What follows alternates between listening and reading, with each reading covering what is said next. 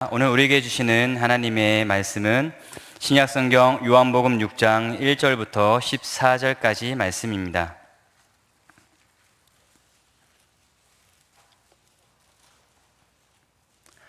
요한복음 6장 1절부터 14절까지 말씀입니다. 이는 살아계신 하나님의 말씀입니다. 함께 봉독하시겠습니다. 그 후에 예수께서 디베랴의 갈릴리 바다 건너편으로 가시매 큰 무리가 따르니 이는 병자들에게 행하시는 표적을 보았음이러라. 예수께서 산에 오르사 제자들과 함께 거기 앉으시니 마침 유대인의 명절인 유월절이 가까운지라. 예수께서 눈을 들어 큰 무리가 자기에게로 오는 것을 보시고 빌립에게 이르시되 우리가 어디서 떡을 사서 이 사람들을 먹이겠느냐 하시니, 이렇게 말씀하심은 신이 어떻게 하실지를 아시고 빌립을 시험하고자 하심이라. 빌립이 대답하되 각 사람으로 조금씩 받게 할지라도 200데나리온의 떡이 부족하리이다. 제자 중 하나 곧 시몬 베드로의 형제 안드레가 예수께 여짜오되 여기 한 아이가 있어 보리떡 5개와 물고기 2마리를 가지고 있나이다. 그러나 그것이 이 많은 사람들에게 얼마나 되겠사옵나이까?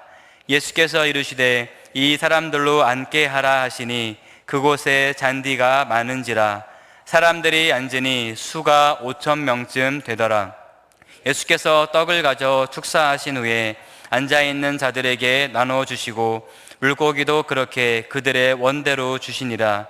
그들이 배부른 후에 예수께서 제자들에게 이르시되 남은 조각을 거두고 버리는 것이 없게 하라 하심으로, 이에 거두니 보리떡 5개로 먹고 남은 조각이 12바구니에 찼더라. 그 사람들이 예수께서 행하신 이 표적을 보고 말하되 이는 참으로 세상에 오실 그 선지자라 하더라. 아멘. 오늘 본문의 내용은 보리떡 5개와 물고기 2마리로 많은 사람을 먹였던 사건, 흔히 오병이어라고 불리우는 사건에 대해서 기록을 하고 있습니다. 이 오병이어 사건의 특징으로는 마태, 마가, 누가, 요한복음 이 4가지의 복음서에 이 내용이 다 기록이 되었다는 것입니다. 네 복음서에 기록이 다 되었다는 것, 그 복음서를 기록한 저자들이 보았을 때에 이 사건이 그만큼 중요했기 때문에 빠지지 않고 다 기록했다는 것을 의미하는 것입니다. 그 당시에 이 예수님이라고 하는 분은 매우 큰 이슈가 되었던 분입니다. 그것은 메시아에 대해서 알고 있는 사람들은 물론이고 이 메시아를 알지 못한다 하더라도 이미 그에 대한 소문을 들은 사람들이라면은 누구나 관심을 가지고 있을 정도로 그렇게 많은 사람들에게 주목받고 계신 그런 분이셨습니다. 요한복음에만 봐도 그렇습니다. 앞에 2장에는 가나의 혼인잔치가 먼저 등장을 합니다. 잔치에서 그 포도주가 떨어졌을 때에 포도주가 또 나중에 또 추가로 나왔었잖아요. 그 맛을 보니까 이전 거보다 더 맛이 좋은 포도주를 사람들이 먹을 수가 있었습니다. 아마 대부분의 사람들은 그 포도주가 어떻게 어디에서 왔는지 알지 못했을 것입니다. 하지만 그 가까이 있었던 일부의 사람들은 아마 어떻게 이것이 생겼는지 알게 되었을 것이거든요. 그 놀라운 일들을 그냥 자기만 알고 있었을까요? 아마 사람들에게 그 이야기들을, 그 소문을 그렇게 퍼뜨렸을 것입니다. 또 첫 번째 유월절을 맞이했을 때 예수님께서도 이제 예루살렘에 올라가셨습니다. 그때에 성전 안에 들어갔을 때 참 그 마음이 아프셔서 그 안에 소와 양과 비둘기 파는 사람들 다 밖으로 내어 쫓아버리시고 또 돈 바꾸는 사람들의 그 돈을 다 쏟아버리시고 상을 엎어버리시면서 내 아버지의 집에서 장사하지 말라라고서 그렇게 소리치셨습니다. 거기에 있었던 많은 사람들 참 황당하지 않았을까요? 성전 안에서 일어났던 일입니다.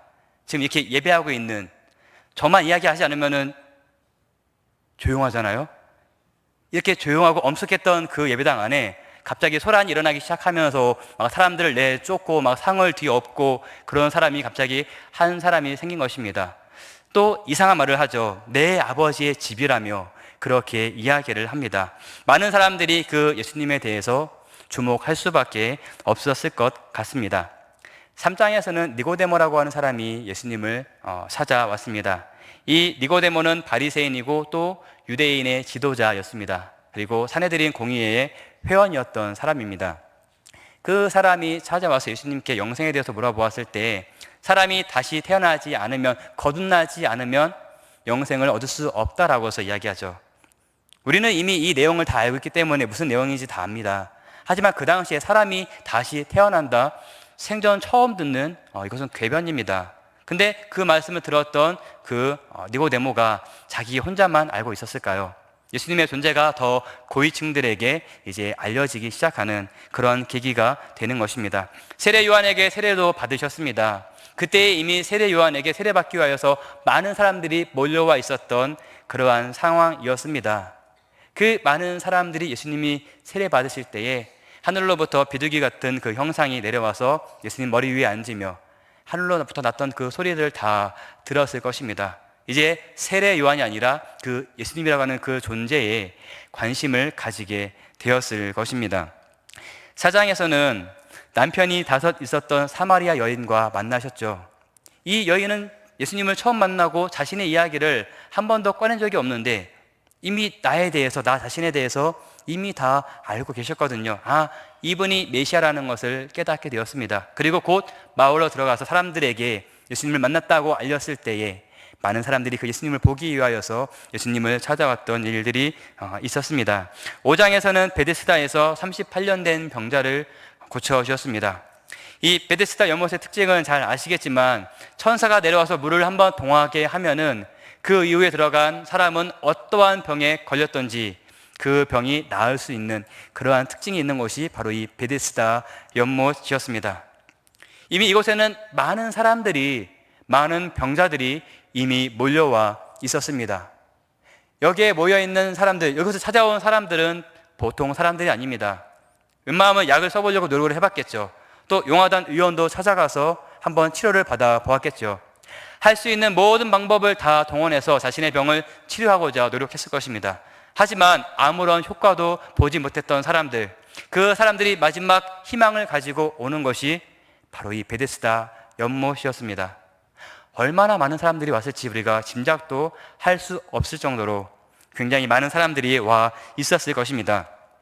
그 중에 이미 38년 된 병자가 있었고 이미 많은 병자들이 계속해서 보았던 사람, 전혀 가능성이 없는 사람입니다. 왜? 걷지 못하기 때문에 그 못에 들어가야 되는데 다른 사람들이 얼마나 빨리 들어가겠습니까? 도저히 가능성이 없는데 이 사람이 그 병이 나와서 일어나 있는 것을 보게 된 것입니다. 사람들의 관심은 이제 그 연못이 아니라 예수님께로 바뀌게 되었습니다. 왜? 그 연못에 그 동할 때만을 기다리는 것이 아니라 지금 당장 내 눈앞에 계신 이 예수님이시라면은 그런 것과 상관없이 내 병을 고쳐줄 수 있다는 것을 그 확신이 있었기 때문에 그 예수님에게 관심을 가질 수밖에 없었습니다. 그 위에 또 많은 병자들이 이제 예수님을 또 쫓아서 따라오게 되었습니다. 여기까지의 내용들은 요한복음에 기록이 되어 있는 것을 순서대로 말씀을 드린 것입니다. 그런데 다른 마태, 마가, 누가복음에 여기에 기록되지 않은 부분들이 또 거기에도 기록되어 있는 사건들이 또 여러 가지가 더 있습니다. 그리고 이 앞에 5장과 이 6장을 넘어오는 이 사이에는 무려 1년이라고 하는 공백이 있습니다. 그것을 우리가 6월절을 통하여서 알 수가 있는데요. 앞에 5장 1절 말씀 보면은 유대인의 명절이 되어 예수께서 예루살렘에 올라가셨다라고서 말씀하고 있습니다. 유대인의 명절, 예루살렘에 올라가는 날은 6월절입니다. 근데 6장을 시작하며 4절 말씀을 보니까 마침 유대인의 명절인 6월절이 가까웠다라고서 기록하고 있습니다. 이 5장과 6장은 문맥상으로 같은 해가, 둘 다 6월절이 언급되어 있지만 같은 해가 아닙니다. 무려 그렇다면 그 사이에는 1년의 차이가 있다는 것이죠. 이미 앞의 내용들로 인하여서 예수님은 많이 알려지게 되셨죠. 그리고 이 5장과 6장을 넘어오는 그 1년 사이에 아무런 내용이 기록이 되어 있지는 않지만 그렇다고 아무것도 안 했을까요? 그 1년 동안에 말씀에는 기록이 되지 않았지만 무던히 그 복음을 전하시며 또 병자들을 고치시며 많은 이적들을 행하셨을 것입니다. 그런 일이 한번 있을 때마다 예수님을 쫓는 사람들이 더욱더 많아지게 되었다는 것입니다. 예수님은 그런 분이셨습니다. 수많은 사람들의 병을 고쳐주셨습니다. 그리고 일반적이지 않은 사람이 할 수 없는 이적들을 많이 나타내 보여주셨습니다. 때로는 기괴한 행동과 과격한 모습을 보이기도 하셨습니다. 이러한 모습을 보고 들은 사람들이 있다면, 그 예수님에 대해서 내가 들었다면 궁금하지 않을까요? 혹시 나에게도 낫지 않는 병이 있다면은 그 사람을 만나고 싶은 그 마음이 들지 않을까요? 병든 자가 낫기를 간절히 원하는 그런 마음과 목적 가지고서 예수님을 찾아왔을 것입니다. 또한 그에 대한 호기심으로 어떠한 사람인가 궁금해서라도 많은 사람들이 그 예수님을 찾아왔다는 것입니다. 끊이지 않고 많은 사람들이 찾아왔는데, 오늘 말씀에 보면은 갈릴리 바다 건너편으로 가셔서 산에 오르셨을 때에도 많은 사람들이 예수님을 찾아왔다라고서 이야기합니다. 5절 말씀에 보면 예수님께서 눈을 들어 보시니 큰 무리가, 많은 사람들이 자기를 향해서 오고 있는 그 모습을 보셨다라고서 기록하고 있습니다. 얼마나 많은 사람들이 왔을까요? 예수님을 보기 위하여서 얼마나 많은 사람들이 그 자리에 모였었을까요? 본문 말씀에 그 답이 있습니다. 약 5천 명 정도 되는 사람이 그 자리에 왔다라고서 이야기를 하죠. 근데 이 5천 명이라고 하는 인원은 남자들만 셌을 때 5천 명인 것입니다. 그렇다면 여기에 포함되지 않은 여성분들과 또 아이들까지 다 포함한다고 하면 대략 한 15,000명 정도가 되지 않을까, 그렇게 추측을 해봅니다. 이 많은 사람들이 예수님께 다가왔는데 식사 때가 다 되었습니다. 예수님의 관심은 이 많은 사람들을 어떻게 무엇으로 먹일까 하는 그것에 지금 관심을 가지고 있었습니다. 그런데 조금 더 뒤에 6절을 보면 예수님께서는 이미 사람들을 어떻게 먹일 것인지 다 계획을 세우고 계셨습니다. 그렇지만 먼저 우리가 어디서 떡을 사서 이 사람들을 먹이겠느냐라는 말씀으로 빌립에게 물어보시며 빌립을 시험하셨습니다. 예수님께서는 자신의 방법으로 사람의 필요를 채워주기 이전에 빌립의 생각이 어떤지를 확인해 보고 싶으셨던 것 같습니다. 예수님께서는 지금까지 자신과 함께 해왔고 직접 행하시는 수많은 기적들을 직접 눈으로 봤던 제자들이 그러한 예수님에 대해서 어떻게 생각하고 있는가, 그것을 물어보신 것이었습니다. 빌립은 그 예수님의 질문에 대답을 했는데 그 대답은 참 현실적이고 정말 상식적인 대답으로 예수님께 대답을 하였습니다. 빌립은 제자들 중에서 그 누구보다도 현실적이고 계산이 빨랐던 사람입니다. 너무나도 현실적이기 때문에, 너무나도 상식적인 부분이 강했기 때문에 예수님의 그 모든 기적을 직접 보았음에도 불구하고 예수님의 능력을 제대로 보지 못하고 제대로 믿지 못했었습니다. 계산에는 밝았지만 예수님의 능력에는 어두웠다는 것입니다. 본문 7절에서 빌립은 이렇게 대답하였습니다. 각 사람으로 조금씩만 받게 한다고 할지라도 약 200데나리온의 떡이 아마 부족할 것 같습니다. 그렇게 예수님께 대답을 하였습니다. 예수님의 능력을 믿지 못한 빌립의 대답이 바로 그 증거입니다. 근데 빌립뿐만 아니라 다른 제자들도 별반 다를 것이 없었습니다. 한 아이가 가지고 있던 보리떡 5개와 물고기 2마리를 예수님께 드렸던 안드레도 그렇게 다르지는 않았습니다. 그래서 9절을 보면 안드레는 이 보리떡 5개와 물고기 2마리를 예수님한테 그거를 드리기는 했지만 이것이 어떠한 소용이 있을까요? 턱없이 부족할 것입니다. 그렇게 예수님께 대답을 하며 드렸습니다. 한 데나리온은 노동자의 하루 품삯이라고 보통 이야기를 합니다. 정확하진 않겠지만 이것을 오늘날의 화폐로 좀 환산해서 본다고 하면은 노동자의 하루 품삯을 약 10만 원이라고 가정했을 때에 200데나리온이라고 하는 돈 얼마가 될까요? 약 2천만 원 정도 되는 그 돈이 비용이 필요했던 것입니다. 계산상으로 필요한 것은 최소한이 2천만 원이 드는 양의 떡이었습니다. 그런데 지금 가지고 있는 것은 물고기 2마리와 보리떡 5개밖에 없었습니다.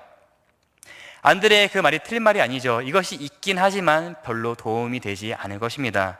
안드레의 이 말이 틀린 말은 아닙니다. 현실적으로 맞지 않았기 때문에 제자들은 예수님을 주님으로 모시고 있으면서도 예수님께 이 문제를 해결해 달라고 그렇게 요청하지를 못하였습니다. 오늘 이 사건에 등장하고 있는 주요 인물들은 주로 어른들입니다. 예수님과 그 음식 문제로 일어났던 빌립도 그렇고요. 또 아이에게서 물고기와 떡을 얻어왔던 안드레도 그렇습니다. 많은 사람들에게 그 떡을 다 나눠주고 배불리 먹고 난 그 이후에 같이 정리했던 사람들도 예수님의 다른 제자들이었습니다. 모두가 다 어른들을 주축으로 이 대화의 내용들이 그렇게 이루어져 있습니다. 어른들의 세계에서 통용되는 것은 상식이라고 하는 것입니다. 이 상식이라는 것은 집단에 따라서 좀 다르게 나타날 수도 있지만 보통 어른들의 상식은 일반적인 지식과 가치의 기준을 따라서 갑니다. 소위 엘리트라 불리우는 집단의 성격은 보다 조금 더 고상하고 치밀하고 논리적이라고 하는 것입니다. 이 일반적인 지식과 가치의 기준이 기본 틀이 된다는 것입니다. 예수님께서 빌립에게 어디서 떡을 사서 이 많은 무리를 먹이겠느냐라고 물으신 질문에 이 무리에게 먹이기 위해서는 약 200데나리온의 돈과 돈이 또는 떡이 필요합니다. 이 대답은 지극히 상식적인 대답입니다. 그렇지 않겠습니까? 사람들에게 무엇인가 먹이기 위해서는 그것을 사야 하지 않겠습니까? 그렇다면 그에 대한 필요한 비용을 계산해 보는 것이 어쩌면 정상적이고 그것이 더 상식적일 것입니다. 예수님과 제자들은 재정적으로 잘 준비되어 있는 그러한 사람들이 아니었습니다. 하루 잠잘 곳을 정해져 있지 않았었고 또한 쓸 수 있는 돈이 정해지지 않고 풍족하지 않았던 한 끼 한 끼 어쩌면 걱정해야 되는 그러한 삶이 바로 예수님과 제자들, 바로 이 집단이었습니다. 이러한 사람들에게 약 2천만 원이라고 하는 그 큰 돈이 있을 수가 있을까요? 재정적으로 탄탄하지 않은데 그 돈을 가지고 있을 수가 없었다는 것입니다. 그렇기 때문에 무리에게 떡을 사서 먹인다는 것 말도 되지 않는 다는 것이 이 빌립의 그 대답이 지극히 합리적이고 논리적인 대답이라는 것입니다. 그런데 이 광경을 보고 있었던 안드레는 빌립보다 그래도 상대적으로 조금 더 덜 상식적인 사람이었던 것 같습니다. 안드레가 그 한 아이에게서 보리떡과 그 물고기를 가지고 와서 예수님께 드렸을 때에 이것이 뭐 얼만큼이나 소용이 있겠습니까? 라고 그렇게 말을 하지 않았습니까? 이 보리떡 5개와 물고기 2마리가 문제 해결에는 별 소용이 없겠지만 그래도 없는 것보다 낫지 않겠습니까? 라고서 그렇게 가져왔던 것입니다. 오늘의 이 사건이 이 어른들을 주축으로 해서 그렇게 전개가 되고 있는데 이 사건에서 가장 상식적이지 않은 사람은 바로 보리떡 5개와 물고기 2마리를 드린 어린 아이가 가장 상식적이지 않은 사람입니다. 이 오병이어 사건이 내 복음서에 다 기록이 되어 있지만 이 보리떡과 물고기를 드린 사람이 이것이 어디서 나왔는지, 이것이 어린이에게서 나왔다는 것은 이 요한복음에서만 기록을 하고 있습니다. 제자들이 사람들에게 가서 혹시 남은 음식이 있는가 물어보았을 때에 사람들에게 남은 음식이 있을 리가 없었습니다. 혹시나 음식을 조금 내가 가지고 있다 하더라도 내 눈을 들어보면 많은 사람들이 이렇게 모여 있는데 내가 가진 이 조금의 음식이 안드레의 말처럼 거기서 무슨 소용이 있었겠습니까? 아마 음식을 내가 가지고 있었다고 하더라도 상식적으로 거기서는 내놓지 않는 것이 아마 더 상식적이라 그렇게 생각이 됩니다. 그렇게 사람들이 아무런 반응이 없을 때에, 아무도 음식을 내놓지 않았을 때에 어린아이는 자기가 가지고 있었던 음식을 그 안드레에게 내어놓았습니다. 아이가 내어놓은 것은 다른 것이 아니라 바로 보리떡이었습니다. 보리떡은 그 당시 가난한 사람들이 주로 먹던 음식입니다. 가난한 사람들이 먹던 음식이지만 먹을 것이 풍족하지 않았던 그 시대에 그 보리떡, 이 보리떡이라고 하는 것은 그 아이에게는 너무나도 소중한 음식이었습니다. 근데 그 보리떡과 가지고 있던 물고기를 그냥 내어놓은 것입니다. 이 아이가 깊은 생각을 해서 그렇게 음식을 내어놓았을까요? 정말 여러 가지 고민한 끝에 합리적인 결론을 내려서 그 음식을 안드레에게 그렇게 내어놓았을까요? 아마 이런 것이 아니라 아이는 그냥 말 그대로 아이는 가지고 있는 음식을 그냥 내어 놓은 것입니다. 음식이 있는 사람은 자기 음식을 내어 놓으라 이야기했던 그 안드레의 말에, 왜? 나는 음식을 가지고 있었기 때문에 그것이 많고 적은 것을 생각하는 것이 아니라 나에게 음식이 있었기 때문에 정직하고 순수하게 반응을 한 것입니다. 여기서 말하는 정직과 순수라고 하는 것은 어른들의 눈에는 비상식적이고 또 비합리적인 그런 것으로 보일 수가 있습니다. 하지만 하나님은 엘리트 집단의 상식을 가진 그 빌립이나 일반적인 기준의 상식을 가진 안드레가 아니라 어른들의 논리와 그런 상식이 지배하지 않는 순수한 어린아이를 통하여서 놀라운 기적을 나타내셨습니다. 하나님은 이처럼 사람의 논리와 상식을 벗어난 부분을 찾아서 하나님의 공간을 만드시고 그 안에서 역사하시는 분이시라는 것입니다. 우리들은 나이가 먹어가고 성인이 되어가면서 더욱 상식의 지배를 받으며 살고 있습니다. 물론 사회에서는 그렇게 사는 것이 옳은 방법일 것입니다. 성인이 되었음에도 불구하고 여전히 어린아이와 같은 그런 생각과 그런 행동을 한다면은 참 그 사람은 앞으로 사회생활을 하기에 꽤 어려움이 많을 것입니다. 하지만 문제는 우리가 성인이 되며 상식의 지배를 받는 것처럼 우리의 신앙에도 이것을 동일시하고 있다는 것입니다. 우리가 나이를 먹으면서 성장하는 것처럼 우리의 신앙도 성장하고 있다고 우리는 그렇게 착각하면서 살아가고 있습니다. 사람들이 흔히 착각하고 있는 것이 있습니다. 신앙의 성장은 우리의 육체의 성장과 정비례한다고 생각하는 것입니다. 틀린 말은 아닙니다. 어느 정도는 비례할 것입니다. 하지만 반드시 정비례한다는 것은 아니라는 것입니다. 우리는 하나님 앞에서 내가 성인이 되었음을 내세울 때가 있습니다. 하나님 앞에서 우리는 자녀이고 우리는 어린아이일 뿐입니다. 하지만 그 아버지 앞에서 우리는 스스로 성장했다고 나 자신을 내세우고 있지는 않습니까? 오늘 예수님의 질문에 대한 제자들의 그 모습처럼 나의 생각과 이성적인 판단 그리고 세상의 상식으로 하나님을 대하고 있지는 않습니까? 우리의 삶을 돌아보며 다시 한 번 더 생각해 보아야 할 것입니다. 나이가 들어도 자식은 자식이라는 말이 있습니다. 90이 넘은 부모께서 60대의 아들이 외출하는 모습을 보면서 인사를 하는데 이렇게 인사한다고 합니다. 뭐라고 인사할까요? 희한하게 안 알려드렸는데 다 알고 계시더라고요. 90이 넘은 부모님께서 그 아들이 나아갈 때 하는 인사, 매번 똑같은 그 인사는 차 조심하고 다녀와라 라고 하는 인사입니다. 이 말이 맞는 말인가요? 이 말은 주로 아직 미취학 전인 아이들이나 한 초등학생 정도, 그 정도 되는 아이들에게 인사로 그렇게 주의를 당부하는 그러한 인사입니다. 이 말을 들은 아들은 뭐라고 하고 나갈까요? 에이, 어머니 제 나이가 몇인데요. 아마 그렇게 나가지 않겠습니까?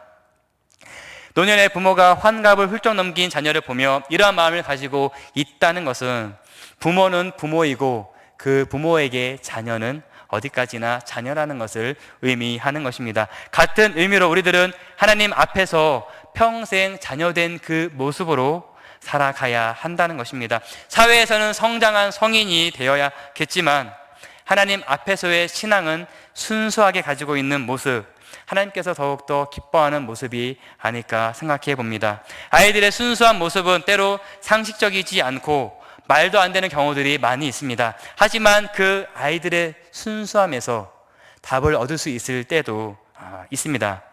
전에 함께 사역했었던 목사님 중에 아이가 셋인 분이 계셨었습니다. 그 아이들도 아직 초등학교를 들어가기 전에 어린 아이들이었습니다. 항상 둘째 아이가 좀 엉뚱한 대답과 엉뚱한 질문들을 많이 하면서 에피소드가 꽤 여러 가지가 있었습니다. 하루는 이 아이가 갖고 싶은 장난감이 있어서 아빠에게 사달라고 졸랐습니다. 목사님이 지갑을 열어보시니까 지갑 안에 현금이 하나도 들어있지 않은 거예요. 아이에게 아빠가 지금은 현금이 없으니 사줄 수가 없구나, 다음에 아빠가 사주도록 할게, 그렇게 아이에게 이야기를 해주었습니다. 그 말을 들은 아이가 아빠의 지갑을 이렇게 쳐다보더니만은 환히 웃으면서 아빠에게 이야기합니다. 아빠, 카드 있잖아요. 카드로 사면 되잖아요. 그때 나이가 한 4살쯤 되었었던 걸로 제가 기억을 합니다. 아이가 보통이 아니죠. 어떻게 해야 될까요? 현금은 없지만 카드가 있는 것을 아이가 알고, 이 카드가 계산이 가능하다는 것을 아이가 알고 있잖아요. 아이가 원하는 그것을 사 주었습니다. 애들은 아마 카드가 다시 현금으로 나가는 것을 모르기 때문에 그러한 생각을 할 수 있는 것 같습니다. 참 순수한 아이의 모습이 아닌가 생각해 봅니다. 하나님 앞에서의 우리의 모습, 우리의 신앙의 모습도 이렇게 순수한 모습을 가질 수 있기를 바랍니다. 순수한 마음을 통해 우리가 미처 알지 못하고 생각하지 못했던 하나님의 놀라운 역사가 일어나는 통로가 될 수 있기 때문에 그렇습니다. 예수님께서는 그렇게 이 아이를 통하여서 놀라운 역사를 보이지 않으셨습니까? 아이가 가져온 보리떡 5개와 물고기 2마리를 가지고 하늘을 향해 축사하셨습니다. 그리고 사람들에게 떼어 나누어 주시는데 풍족하게 나누어 주었다라고서 기록하고 있습니다. 빌립은 최소한으로 먹을 수 있는 양을 이야기했습니다. 그 많은 사람들이 먹었을 때에 가장 최소한 먹어야 될 그 양을 예수님께 이야기했을 때 그것이 바로 200데나리온이었습니다. 하지만 예수님은 모든 사람들이 풍족하게 먹고도 남는 양으로 사람들에게 베풀어 주시고 그 기적을 베풀어 주셨다는 것입니다. 예수님께서는 이 오병이어의 기적을 통해서 제자들이라도 예수님께서는 영과 육을 먹이시는 생명의 공급자라는 것을 알기를 원하셨습니다. 사람들은 참된 생명의 떡이신 그 예수님을 발견해야 했는데 그러지 못하고 당장 내 눈앞에 보이는 그 이적만 따라갔습니다. 예수님을 생명의 떡이 아니라 현실에 필요한 떡과 그 욕심을 채워줄 그러한 왕으로 삼으려고 했습니다. 예수님은 그것을 알았기 때문에 사람들이 그 왕으로 삼으려고 했을 때에 그것들을 다 물리치고 혼자 그 자리를 떠나가셨던 것입니다. 오늘 본문을 통하여서 예수님께서 제자들에게 질문을 하셨었습니다. 그런데 이 질문은 그 당시에 모여있던 사람들 중에서 아무도 이 일을 해결할 수 있는 사람들은 없었던 그러한 질문이었습니다. 사람들의 능력 밖의 일을 예수님께서 질문을 하셨다는 것입니다. 왜 그런 질문을 빌립에게 또 오늘 우리들에게 이 질문을 하는 것일까요? 그것은 빌립에게나 또한 제자들에게나 오늘 우리에게나 마찬가지입니다. 온 세상을 만드신 하나님, 이 세상을 다스리시는 그분을 온전히 나의 주님으로 인식하고 있느냐? 바로 그것을 빌립과 오늘 우리들에게 물어보신 것입니다. 만약 제자들이 그 주님을 그렇게 올바로 인식하고 있었다면 걱정했을까요? 머리를 쓸 필요가 있었을까요? 그 해답이 이미 예수님께 있었습니다. 굳이 내가 고민하지 않고 예수님께 그 해답을 부탁을 드려도 되었다는 것입니다. 이 질문에 대한 해결책은 바로 예수님을 바라보는 것이었습니다. 이미 내 능력 밖의 일을 세상의 상식과 내 지식을 동원하려는 그런 모습들이 아니라 나와 함께 하시는 그 하나님을 인정하며 그분 앞에 나아가는 그러한 모습을 예수님께서 원하셨던 것입니다. 그럼에도 불구하고 제자들은 그 문제의 상황만을 보고 있었습니다. 아마 예수님을 제대로 알았다면은 이러한 어려움을 겪지 않았을 것 같습니다. 우리의 신앙에 있어서 우리는 오히려 어린아이와 같은 그러한 순수한 마음을 가질 수 있기를 바랍니다. 어린아이와 같다는 것은 계산하지 않는다는 것입니다. 어린아이와 같다는 것은 재지 않는다는 것입니다. 내 부모 앞에서 내가 무엇을 계산하겠습니까? 무엇을 재겠습니까? 하나님께서 원하시는 것이라면 이 아이가 가지고 있던 것을 그렇게 내어놓은 것처럼 그러한 순수한 마음으로 그 하나님의 그 질문에 또한 그러한 요구에 응답할 수 있는 우리가 되어야 한다는 것입니다. 그 순수한 마음이 하나님께 더욱더 가까이 갈 수 있도록 할 것입니다. 세상의 기준에서 살아가고 있는 어른들의 모습이 아닌 오늘 자신의 그 모든 것을 드린 이 아이를 바라보시기를 바랍니다. 우리의 몸과 마음과 정신은 이미 성장하여서 세상 속에 있겠지만 다시 한번 이 아이의 모습을 통하여서 신앙의 순수함을 찾을 수 있는 우리 모두가 될 수 있기를 바랍니다. 이 아이의 모습이 바로 우리의 모습이 될 수 있기를 간절히 바랍니다. 기도하겠습니다. 우리를 사랑하시는 거룩하신 하나님 아버지 감사드립니다. 세상 속에 살아가면서 온전히 하나님을 바라보지 못하는 저희들의 모습까지도 사랑하시고 다시 한번 예배를 통하여 하나님 앞으로 나아가게 하심을 감사드립니다. 우리의 겉사람은 세월에 따라 성장해 간다 할지라도 우리의 속사람은 우리의 아버지 되신 하나님만을 온전히 바라볼 수 있기를 원합니다. 오늘 자신의 모든 것을 순수하게 주님 앞에 내어드린 이 아이의 마음처럼 우리의 마음속에도 이러한 순수한 마음을 허락하여 주시옵소서. 예수 그리스도의 이름으로 기도드립니다. 아멘.